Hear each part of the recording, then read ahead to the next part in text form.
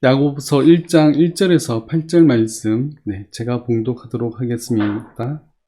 하나님과 주 예수 그리스도의 종 야고보는 흩어져 있는 12지파에게 문안하노라. 내 형제들아, 너희가 여러가지 시험을 당하거든 온전히 기쁘게 여기라. 이는 너희 믿음의 시련이 인내를 만들어내는 줄 너희가 알미라. 인내를 온전히 이루라. 이는 너희로 온전하고 구비하여 조금도 부족함이 없게 하려 함이라. 너희 중에 누구든지 지혜가 부족하거든 모든 사람에게 후히 주시고 꾸짖지 아니하시는 하나님께 구하라. 그리하면 주시리라. 오직 믿음으로 구하고 조금도 의심하지 말라. 의심하는 자는 마치 바람에 밀려 요동하는 바다 물결 같으니 이런 사람은 무엇이든지 죽게 얻기를 생각하지 말라. 두 마음을 품어 모든 일에 정함이 없는 자로다. 아멘. 오늘은 온전히 기쁘게 여기라는 말씀으로 우리가 함께 말씀을 살펴보겠습니다. 지난 시간까지는 길었던 요한복음 설교를 이제 마치게 되었는데 오늘부터는 이제 야고보서를 시작하게 되었습니다. 요한복음의 핵심은 복음이 무엇인지를 잘 말해주고 있습니다. 예수님이 누구신지 또 어떠한 분이신지 왜 예수님이 이 땅에 오셔야만 했는지를 우리가 깊이 있게 다뤘었습니다. 신앙의 기초적인 부분이 바로 이 요한복음이라고 할 수 있습니다. 그에 반해 이 야고보서는 믿음의 삶을 말해주는 책입니다. 이제 우리가 어떻게 살아가야 될 것인가, 그것을 설명해주는 책이 바로 이 야고보서입니다. 그래서 좀 더 실제적인 우리의 삶 가운데서 우리가 믿음으로 살아가야 되는 방향들을 제시해주고 있습니다. 그러므로 이 야고보서를 통해서 믿음의 성장과 진보가 있기를 바라겠습니다. 오늘 본문은 야고보서의 서론 부분입니다. 우리 먼저 1절 말씀을 같이 한번 읽어보겠습니다. 하나님과 주 예수 그리스도의 종 야고보는 흩어져 있는 12지파에게 문안하노라. 자, 여기 야고보가 이 야고보서를 기록했는데 이 사람은 누구인가 하는 것입니다. 흔히 예수님의 제자인 야고보로 우리가 생각하기가 쉽습니다. 왜냐하면 예수님의 그 수제자 중에 한 명이었던 사람이 야고보였기 때문에 그렇습니다. 그런데 이 야고보란 이름은 이 당시에 가장 흔한 이름 중에 하나였습니다. 우리나라에 예전에 철수와 영희 이름은 가장 흔한 이름이었잖아요. 이것처럼 이 야고보서도 굉장히 흔한 이름이었습니다.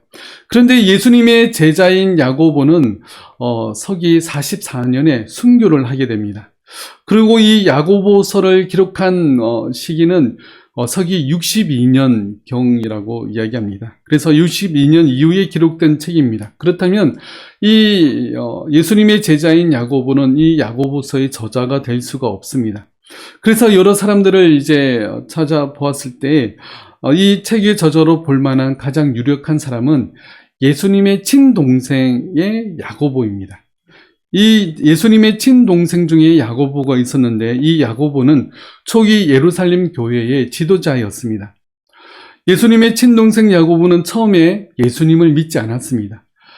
친형이 메시아라고 하니까 처음에는 믿지 못한 그런 마음들이 있지 않았을까 생각합니다. 이 야고보가 언제 믿었냐면 예수님이 죽으시고 3일 만에 부활하시고 승천하시게 되는데 이 부활하신 예수님을 보고 나서야 야고보는 우리의 친형이었던 예수님이 바로 메시아이심을 믿게 되는 겁니다. 그리고 나서 이 야고보서를 기록한 시기는 예수님이 죽으시고 한 20년, 30년 이후에 기록된 책입니다. 야고보는 늦게 이렇게 믿음 생활을 시작하게 됩니다. 그래서 그런지 몰라도 더 열심적으로 또 뜨겁게 예수님을 믿었던 사람 중에 한 사람입니다. 왜냐하면 인사말에 이렇게 자신을 소개하고 있습니다. 하나님과 주 예수 그리스도의 종. 나는 하나님과 주 예수 그리스도의 종이다. 이 말은 나는 하나님과 예수 그리스도만을 섬기는 종이기 때문에 나는 사람들을 두려워하지 않는다라는 표현이 이 가운데 들어가 있습니다. 두려워하고 존중하고 섬겨야 할 대상으로 오직 하나님으로만 생각하고 하나님 밖에 없기 때문에 그 외의 것에 대해서는 나는 두려워하지 않는다라는 표현이 바로 이 서론에 들어가 있습니다. 이런 마음은 특히 우리 목회자들에게 이런 마음가짐을 가져야 되지 않을까 생각해 봅니다. 세상의 방식과 사람을 두려워하는 그러한 목회가 아니라 정말 하나님을 두려워하는 그러한 목회, 그러한 목회자들이 우리 한국 땅에 많이 나와야 될 것입니다. 그래서 그 어떤 외압에도 굴하지 않고 오직 진리만을 증거하는 그러한 목회자들이 이 한국 땅에 많이 나오기를 우리가 기도해야 될 것 같습니다. 저 역시 그러한 사람이 될 수 있도록 기도해 주시길 바랍니다. 사람의 눈치를 보는 그러한 목사가 아니라 하나님의 말씀에만 의지해서 사역해 나가는 그런 목사가 될 수 있도록 기도해 주시고, 또 우리의 한국 땅의 많은 목회자들이 이 야고보와 같은 그런 목회자가 될 수 있도록 또 기도해 주시길 바라겠습니다. 또 바라옵기는 우리 모든 성도님들이 이 야고보의 마음을 닮았으면 좋겠습니다. 오직 하나님만 두려워하고 하나님만 존중함으로 말미암아 나머지 어떠한 것들에 대해서는 두려움 없이 오직 하나님을 믿고 따르는 그러한 믿음 생활을 이어나가는 우리 모든 성도님들 되시길 바라겠습니다. 그리고 1절에서는 이 야고보서를 받는 대상에 대해서 이야기를 하고 있습니다. 신약 성경 서신서들은 모두 편지의 형식으로 되어 있습니다. 어떤 대상들이 다 있는 것이죠. 보통은 한 교회를 대상으로 편지를 쓰는 경우들이 많았습니다. 바울 서신들이 또 특히 그랬고, 또 아니면 한 개인에게 또 편지를 쓰는 그런 성경들도 있습니다. 그런데 이 야고보서는 독특하게 흩어져 있는 12지파라고 이야기합니다. 이 흩어져 있는 12지파에게 이 편지를 쓴다라고 이야기하고 있습니다. 이 흩어졌다라는 이 단어가 헬라어로 디아스포라라는 단어를 쓰고 있습니다. 이 디아스포라라는 단어는 이방 땅에 흩어진 유대인들을 지칭해서 쓰는 단어가 이 디아스포라입니다.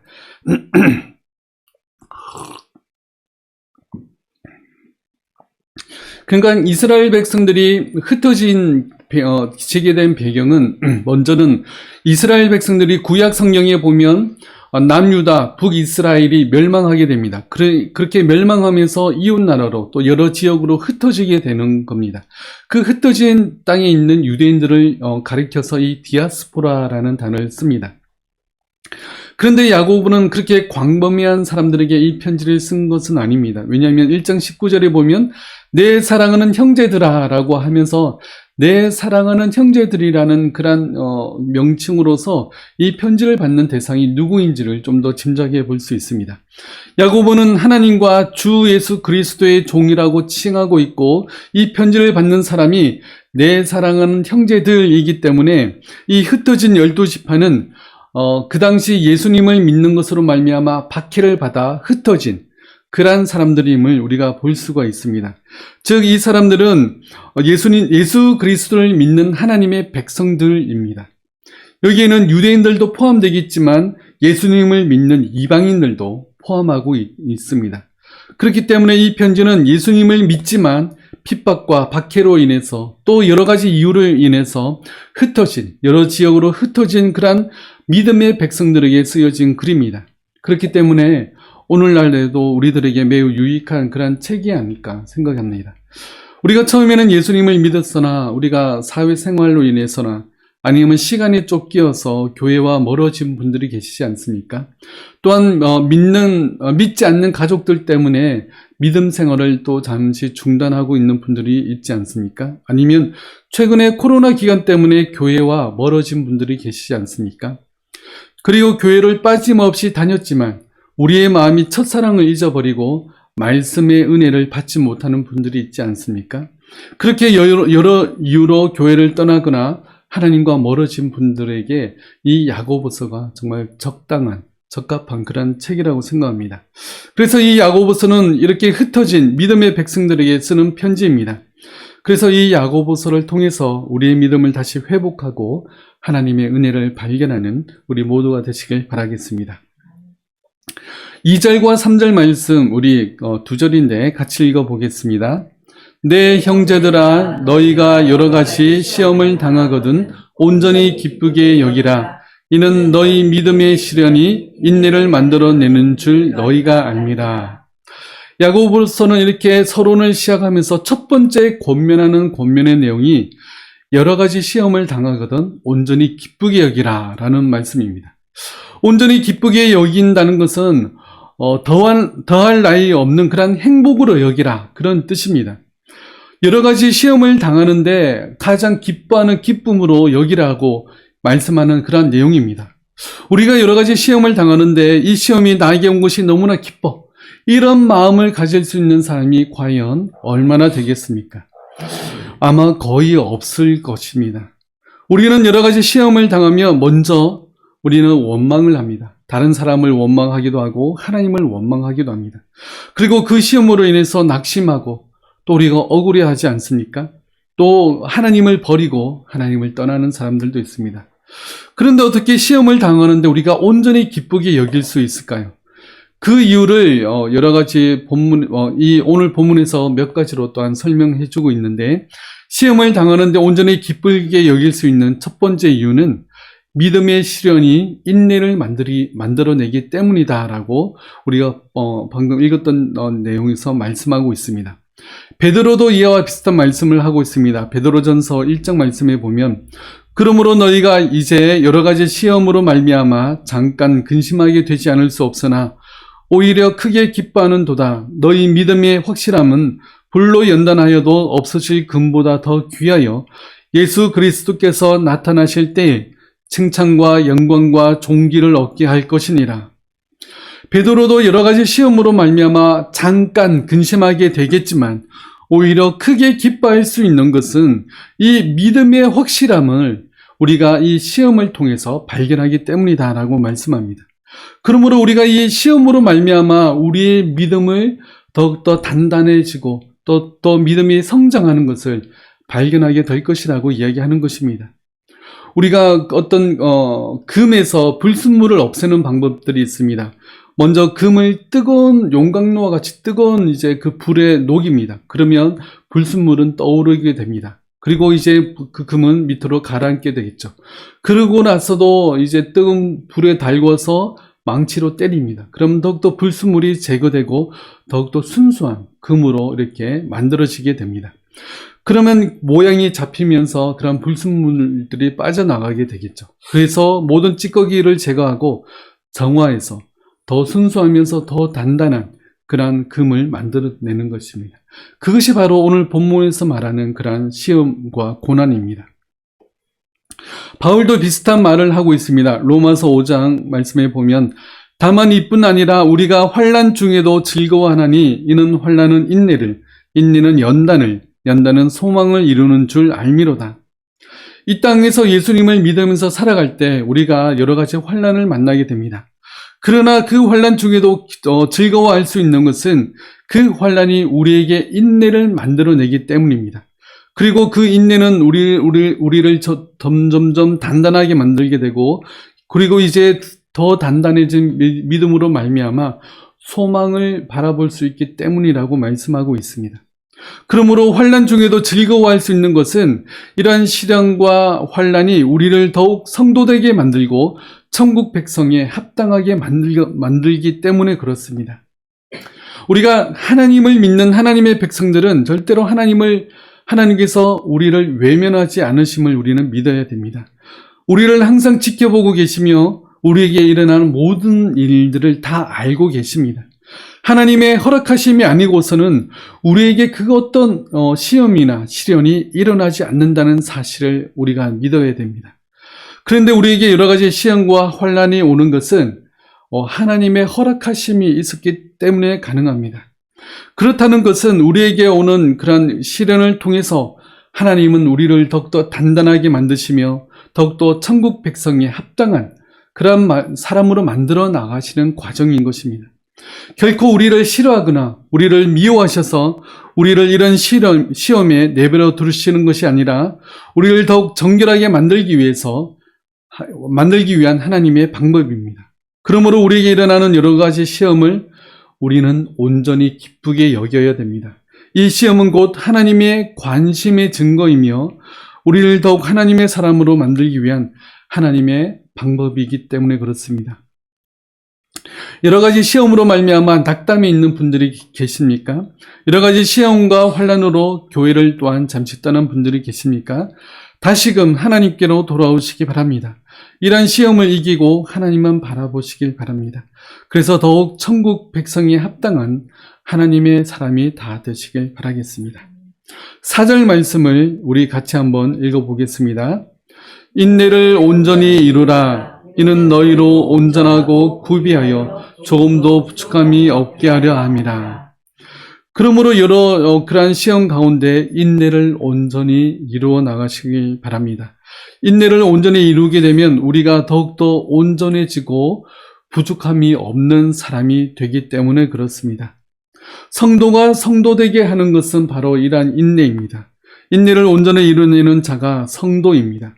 시험과 또 여러 가지 시련은 어떻게 보면 진짜 성도인지 가짜 성도인지 구분해내는 그러한 키와 같습니다.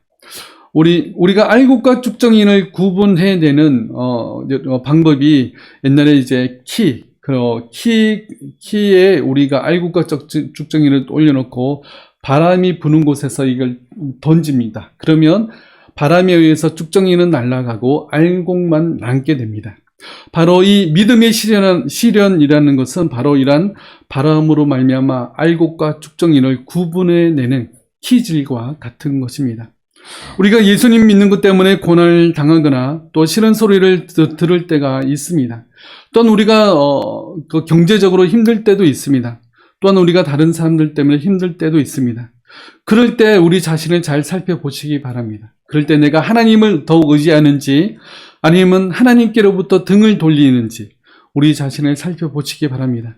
내가 정말 믿는 하나님의 백성이라면 우리는 이러한 믿음의 시험을 당할 때 절대 하나님을 외면하거나 하나님을 원망해서는 안 되는 것입니다. 더욱 하나님을 의지하고 하나님을 바라봐야 되는 것입니다.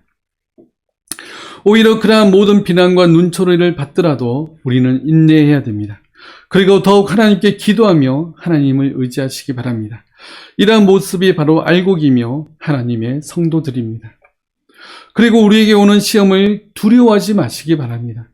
우리가 감당하지 못할 시험을 당할 때 어떠하리라고 바울은 이미 말씀하고 있습니다. 고린도전서 10장 말씀에 보면 사람이 감당할 시험 밖에는 너희가 당한 것이 없나니 오직 하나님은 미쁘사 너희가 감당하지 못할 시험 당함을 허락하지 아니하시고 시험 당할 즈음에 또한 피할 길을 내사 너희로 능히 감당하게 하시느니라.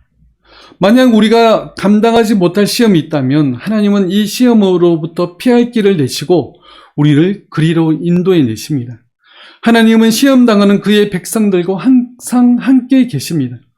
그리고 그 시험 받는 자들의 기도를 들으시며 넘어지려 할 때 손을 붙잡아 주시고 그리고 넘어지더라도 다시 일어날 수 있도록 그러한 힘을 주시는 분이 우리의 하나님이십니다. 시험과 또한 이러한 시련을 통해서 힘들고 어려운 시간들을 보내는 분들이 있지 않습니까?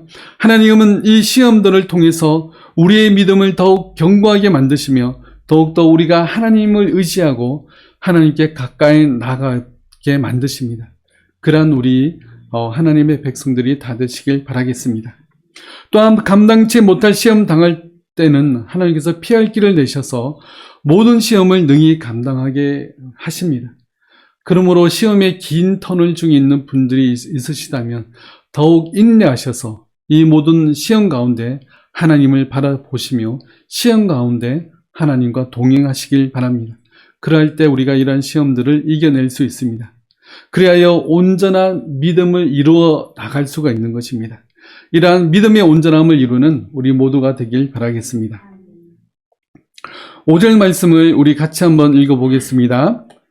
너희 중에 누구든지 지혜가 부족하거든 모든 사람에게 후히 주시고 꾸짖지 아니하시는 하나님께 구하라. 그리하면 주시리라. 시험을 당하는데 온전히 기쁘게 여길 수 있는 첫 번째 이유가 믿음의 시련이 인내를 만들기 때문이라고 했습니다. 그렇다면 시험을 당하는데 온전히 기뻐할 수 있는 두 번째 이유는 우리에게 지혜를 넉넉히 주기 때문이라고 지금 말씀하고 있습니다. 여기서 지혜라는 것은 하나님의 뜻이 무엇인지에 대한 그러한 통찰과 그 하나님의 뜻을 실제로 삶에 적용시키는 그러한 방법들이 바로 지혜입니다.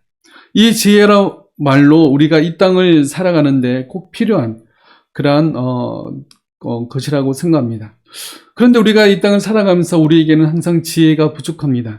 하나님의 뜻이 무엇인지, 또한 하나님께서 원하시는 것이 무엇인지 분간하기가 어려울 때가 많이 있습니다. 또한 시험으로 인해서 넘어지고 낙심할 때가 종종 있습니다. 그럴 때마다 우리는 하나님께 기도해야 됩니다. 그러면 하나님이 우리에게 지혜를 주시는데 어떻게 주시는지 5절에서 우리가 읽은 표현대로 잘 표현하고 있습니다. 첫째는 하나님은 모든 사람에게 차별 없이 이 지혜를 주신다고 말씀합니다. 물론 하나님을 믿는 하나님의 백성들에게 주십니다.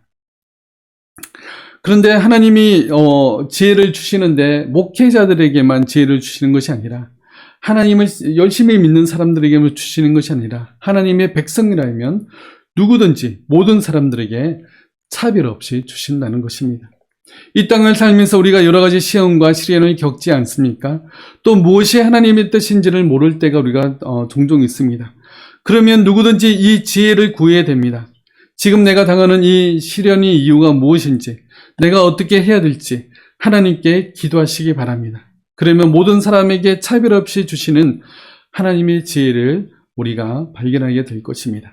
둘째는 하나님은 이 지혜를 후히 주신다고 말씀합니다.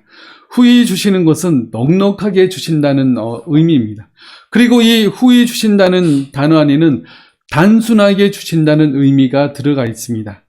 그러니까 이제 복잡하게 주시는 것이 아니라 단순하게 주시는데, 우리가 은행에서 우리가 대출을 하려고 하면 굉장히 복잡하지 않습니까?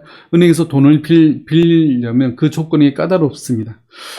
그 돈을 갚을 능력이 되는지, 또 정상적인 직장을 다니고 있는지, 아니면 재산이 어느 정도 있는지, 그런 모든 것을 다 보고 대출을 결정해 줍니다. 그것도 안 되면 이제 다른 사람의 보증을 세워야 됩니다.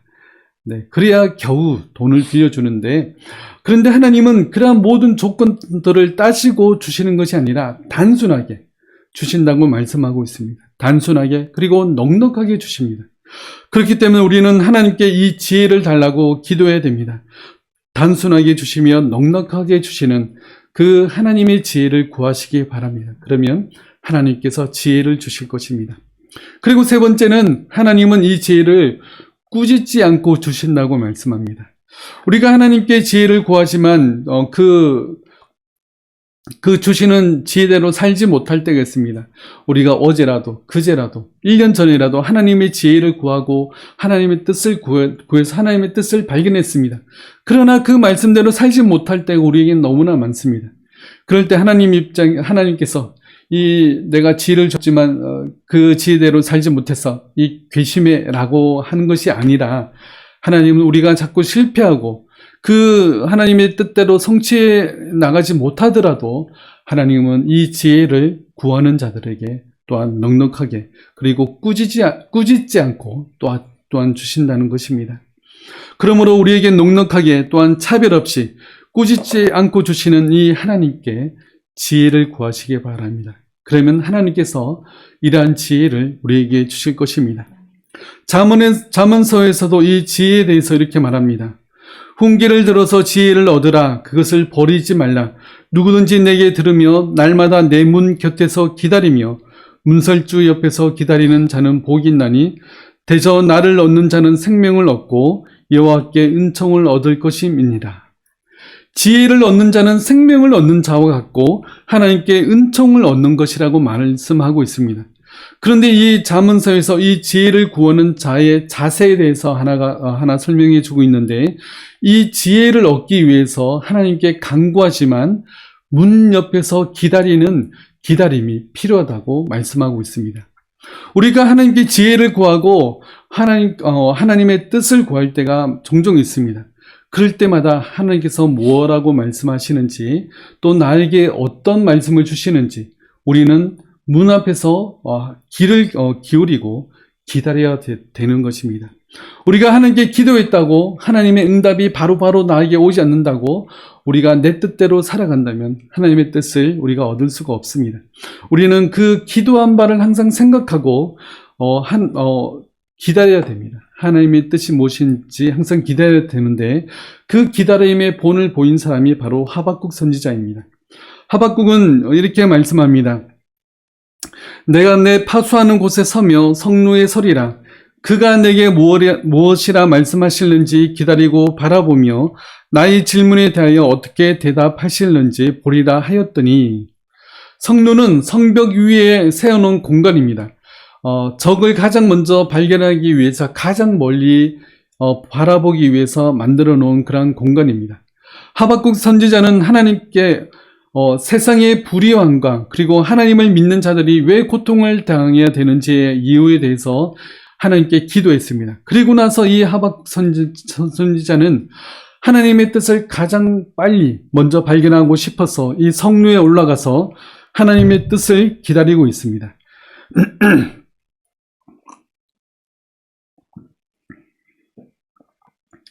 우리가 여러 가지 시험을 당할 때 그 시험을 인내할 수 있는 이유는 그 시험 속에서 우리가 하나님의 뜻을 발견하기 때문에 그렇습니다. 그런데 그 하나님의 뜻을 발견하기 위해서 우리가 하나님께 지혜를 간구하는데 지혜를 주시기를 기도하고 나서 우리가 하나님의 뜻을 기다릴 수 있어야 됩니다.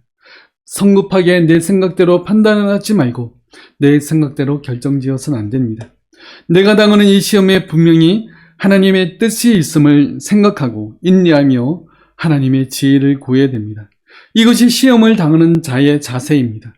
당장은 힘들더라도 우리가 하나님의 음성을 듣기 위해서 우리가 기다리며 인내해야 되는 것입니다. 그런데 기다리지 못하는 사람의 특징을 그 다음 절에서 설명하고 있습니다. 오늘 본문의 6절 말씀을 같이 읽어보겠습니다. 오직 믿음으로 구하고 조금도 의심하지 말라.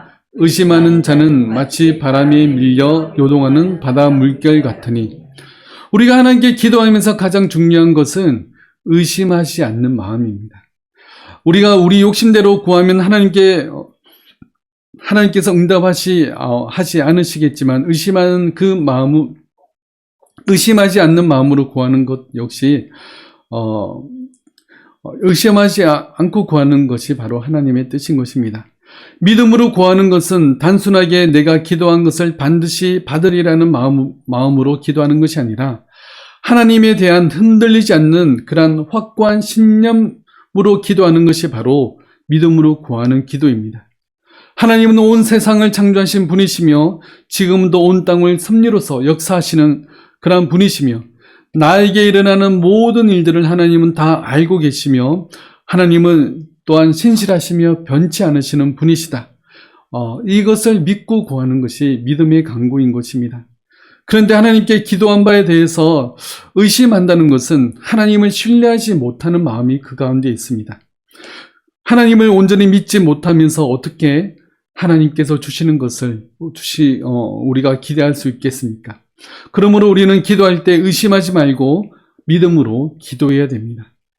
마태복음에서 예수님은 잎만 푸르고 열매를 맺지 못하는 그러한 무화과 나무에게 영원토록 열매를 맺지 못할 것이다 라고 말씀하시면서 이렇게 지나가셨습니다. 그리고 다시 돌아올 때 보니까 그 무화과 잎이 완전히 말라 죽어버렸습니다. 그러자 제자들이 어떻게 이런 일이 일어날 수 있습니까? 라고 예수님께 질문합니다.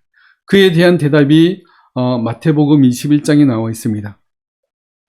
예수께서 대답하여 이르시되 내가 진실로 너희에게 이르노니 만일 너희가 믿음이 있고 의심하지 아니하면 이 무화과 나무에게 된 이런 일만 할 뿐 아니라 이 산들어 들려 바다에 던져지라 하여도 될 것이요 너희가 기도할 때 무엇이든지 믿고 구하는 것은 다 받으리라 하시니라. 의심하지 않고 믿음으로 구하면 받으리라고 말씀하고 있습니다. 하나님에 대한 믿음과 신뢰로 우리는 기도해야 됩니다. 그리고 기도한 뒤에 그 구한 것을 의심하지 말아야 되는 것입니다. 하나님은 가장 합당한 때에 우리의 기도에 응답하여 주실 것입니다.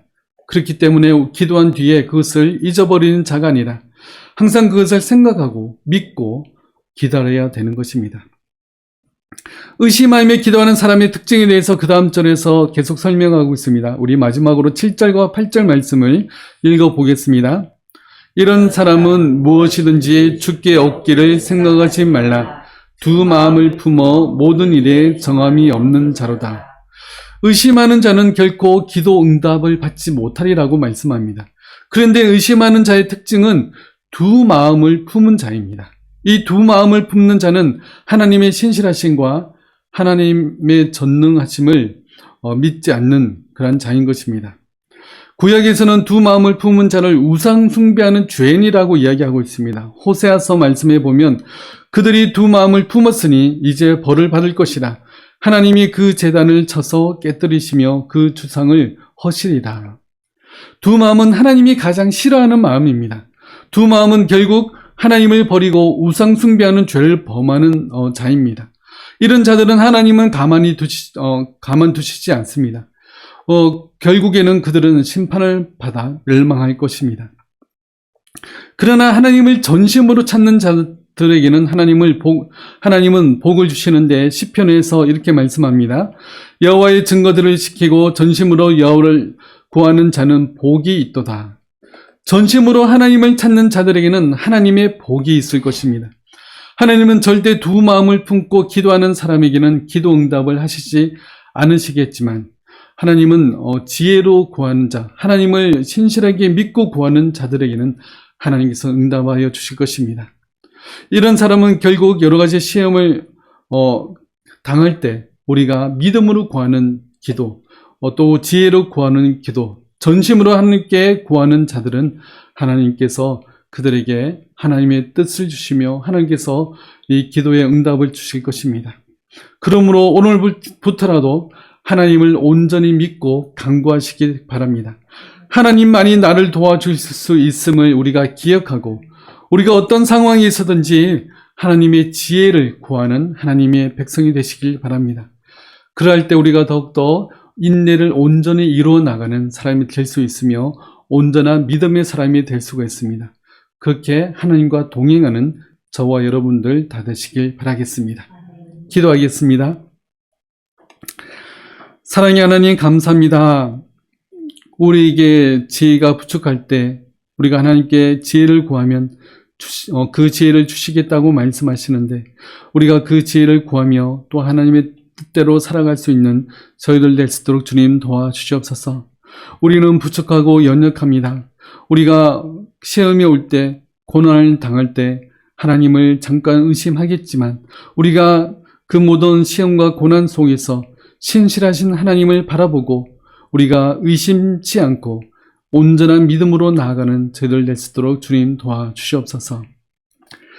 지금은 십자가 위에서 우리의 모든 죄를 용서하신 주 예수 그리스도의 은혜와 우리를 끝까지 사랑하시는 하나님의 사랑하심과 성령님의 함께하심이 모든 시험 가운데서도 온전히 주님만 바라보며 하나님만 의지하며 나아가길 원하는 우리 모든 성도들 머리 위에 지금부터 영원토록 함께하실지어다. 아멘.